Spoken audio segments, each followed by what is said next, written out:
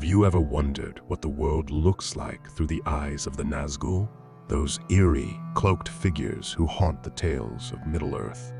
Do they possess heightened senses beyond our understanding?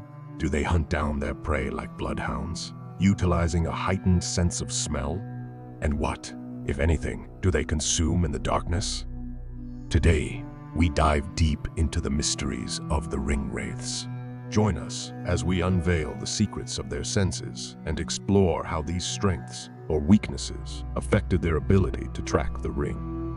And stay tuned until the end, where we'll uncover the most intriguing question of all. Do the Nazgul possess a mystery sixth sense? Let us begin with the sense that shrouds the Ringwraiths in an air of dread, the one that lingers in our memory, their sense of smell.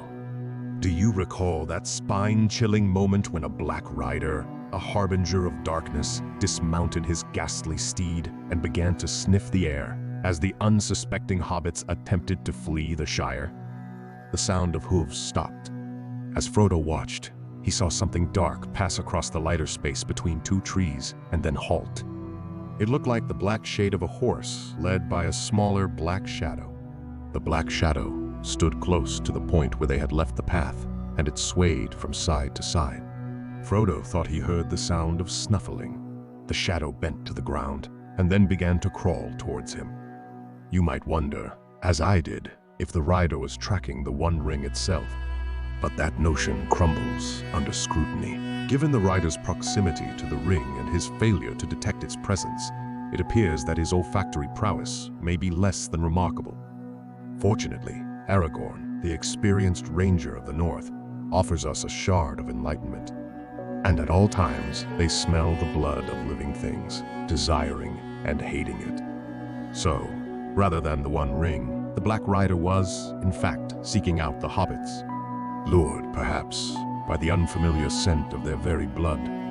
But the question lingers: how potent is this sinister ability? And just how close must they be for it to become an effective tool of dread and pursuit? Had the rider been more familiar with the smell of hobbit blood, our hairy-footed heroes may not have been so lucky. You may be asking yourself how a Nazgul smells without a nose. Well, I can tell you they smell terrible. That's right. This orc's got jokes. We have to wonder whether this ability was a deliberate device of Sauron to improve their tracking abilities, or perhaps their sense of smell had been heightened over time to compensate for other dulled senses. Which brings us to the Ringwraiths' sight. We've seen them in battle, engaging in eerie discussions with others, and we've all assumed they could see, right? But what if we take a step back and reconsider? When have we ever seen these Ringwraiths doing their menacing deeds without their ominous steeds? Think back to that spine-tingling moment on Weathertop, where the Nazgul closed in. It was only when Frodo dared to slip on the accursed ring that they were first described as truly seeing him. In their white faces burned keen and merciless eyes. Under their mantles were long gray robes. Upon gray hairs were helms of silver. In their haggard hands were swords of steel. Their eyes fell on him and pierced him as they rushed towards him. And what about the Witch King's rather unconvincing performance after his fell beast was beheaded? Luckily, our dear Meriadoc was just as useful here as he was in that very fight. Can the riders see? Asked Merry.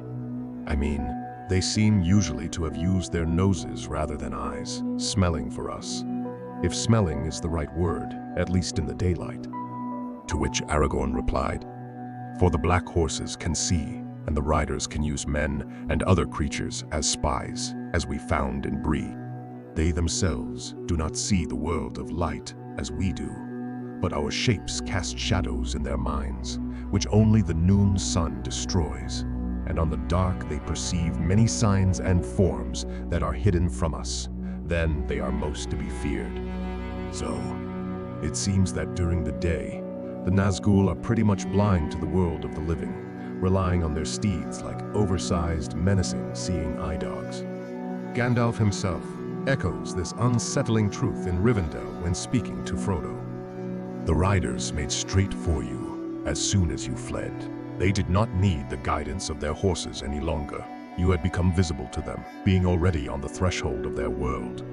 And also, the ring drew them. So, through the darkness, the Nazgul's sight only offered faint shadows of the living world, while they were almost completely blind during the noon sun. This revelation sheds new light on Sauron's strategy, why he spread darkness ahead of his forces for Mordor. Darkness that concealed their blindness in the light. Now, let's explore the Nazgul's hearing ability. We've already uncovered their eerie conversations, which hint that their hearing might be more finely attuned to the living world than their sight. Consider this. They fear the piercing horns of Rohan, those thunderous echoes that resonate through the land. It's as if they are sensitive to sound, a vulnerability to sudden, deafening noises. There's an unsettling incident on Weathertop, a moment that captures this sensitivity. At that moment, Frodo threw himself forward on the ground, and he heard himself crying aloud. "Oh, Elbereth!" Gilthoniel. At the same time, he struck at the feet of his enemy. A shrill cry rang out in the night, and he felt a pain like a dart of poisoning ice pierce his left shoulder. Frodo's sword didn't even make contact with the Witch King, yet the dreadful cry pierced the night. Aragorn reveals the truth behind this chilling moment. A foot above the lower hem, there was a slash. "This was the stroke of Frodo's sword," he said. "The only hurt that it did to the enemy I fear, for it is unharmed. But all blades perish that pierce that dreadful king." More deadly to him was the name of Elbereth. The sound of a mere name was able to cause the Witch King fear and distress. So, while the Nazgul may possess keen hearing, making them expert trackers, there's no evidence to suggest exceptional hearing. Nothing akin to the acute senses of an elf, and more attuned to beings who have been deprived of sight for hundreds of years. Otherwise, they would have heard the hobbits breathing just a few feet away. But, dear listeners, the shadows of Middle-earth conceal many secrets, and we shall continue our exploration to uncover them all. The Nazgul, those spectral shadows of Middle-earth, exist at the crossroads between the physical and the ethereal. They can wield weapons, ride horses, and engage in brutal combat. But what does this tell us about their sense of touch, or whether they can truly feel anything at all? Despite their lack of a true physical form, their robes and armor drape around an enigmatic semblance of substance. It raises the question, do they possess an acute sense of touch, or do they merely rely on distant memories of their time as kings of men? To unveil the truth, we must delve into their reactions to pain. During the harrowing moment when the Nazgul faced the surging waters of the Ford of Brunin, their cries pierced the air. Yet, was it genuine physical pain or the torment of their dire circumstances?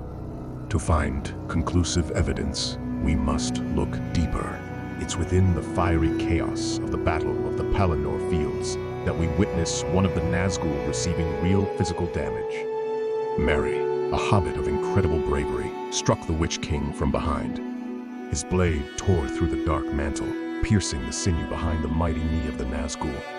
But suddenly, he too stumbled forward with a cry of bitter pain, and his stroke went wide, driving into the ground. Merry's sword had stabbed him from behind, shearing through the black mantle, and passing up beneath the hauberk had pierced the sinew behind his mighty knee. It is undeniable. The Nazgul can indeed feel pain when subjected to the right kind of injury. But there's more to it. Their lack of a true physical form grants them an eerie numbness to the physical world, enabling them to shrug off pain and injuries that would surely doom lesser mortals.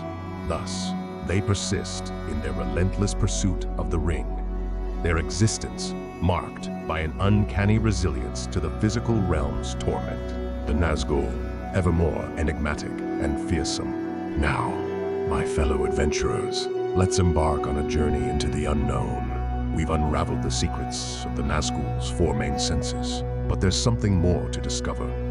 A hidden sixth sense that shrouds these shadowy beings in enigma. But before we unveil that mystery, let's delve into an aspect rarely explored, the Nazgul's sense of taste. I must admit, There's not much to go on here, hovering between life and death. It's hard to fathom a reliance on sustenance to fuel their endless existence. Yet, a faint clue beckons us. In the Two Towers, Gorbag, the Uruk-hai captain in Cirith Ungol, speaks from his unsettling experience. Those Nazgul give me the creeps, and they skin the body off you as soon as look at you and leave you all cold in the dark on the other side.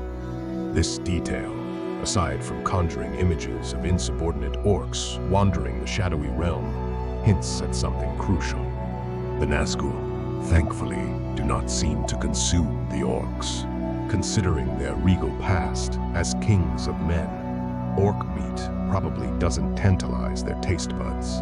But in the bleak realm of Mordor, what other sustenance might sate the hunger of a Nazgul? And now, my friends, we've ventured through the senses of the Nazgul, but one enigma remains, their sixth sense. But before we embark on this final journey, I kindly ask that you like and subscribe if you've relished this adventure so far. Your support fuels our quest for knowledge and helps to create future videos. We've journeyed through the shadows and uncovered secrets of the Nazgul's senses. But the most enigmatic aspect is yet to be unveiled. Their elusive sixth sense. As we've previously mentioned, Gandalf hinted at their attraction to the ring, but Aragorn casts an even brighter light on this mystical detail. Senses, too, there are other than sight or smell. We can feel their presence. It troubles our hearts as soon as we came here, and before we saw them, they feel ours more keenly.